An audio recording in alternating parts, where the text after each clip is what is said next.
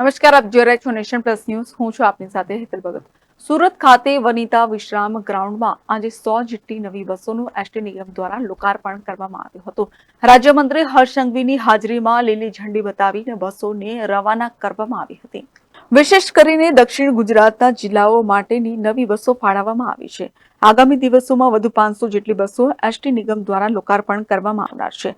અત્યાધુનિક સુવિધા સાથેની બસો મુસાફરો માટે વધુ આરામદાયક મુસાફરી સાબિત થશે. લોકો ઓછામાં ઓછા ખાનગી વાહનોનો ઉપયોગ કરીને એસટીની મુસાફરી કરે તે દિશામાં કામ થઈ રહ્યું છે.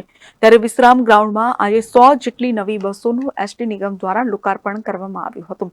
રાજ્યમંત્રી હર્ષ સંઘવીની હાજરીમાં લીલી ઝંડી બતાવીને બસોને રવાના કરવામાં આવી હતી. રાજ્ય વાહન વ્યવહાર મંત્રી હર્ષ સંઘવીએ જણાવ્યું હતું કે દાદાની સવારે એસટી અમારી ના સૂત્ર સાથે આગળ વધી રહ્યા છે.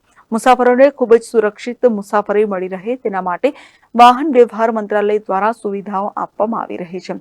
અત્યાર સુધીમાં રોજના 27 લાખ મુસાફરો એસટીનો લાભ લઈ રહ્યા છે. આગામી દિશામાં વધુ બસ મુસાફરો માટે મૂકવામાં આવશે. એસટી વિભાગ દ્વારા આગામી દિવસોમાં 30 લાખ જેટલા મુસાફરો યોગ્ય રીતે મુસાફરી કરી શકે તે માટેની વ્યવસ્થા ગોઠવવામાં આવશે. Report Nation Plus News Surat. સમાચારોના સતત અપડેટ માટે નેશન પ્લસ ન્યૂઝના યુટ્યુબ ચેનલને સબસ્ક્રાઇબ કરો, બેલ આઇકન દબાવો અને ફોલો કરો ઇન્સ્ટાગ્રામ, ફેસબુક અને ટ્વિટર પર.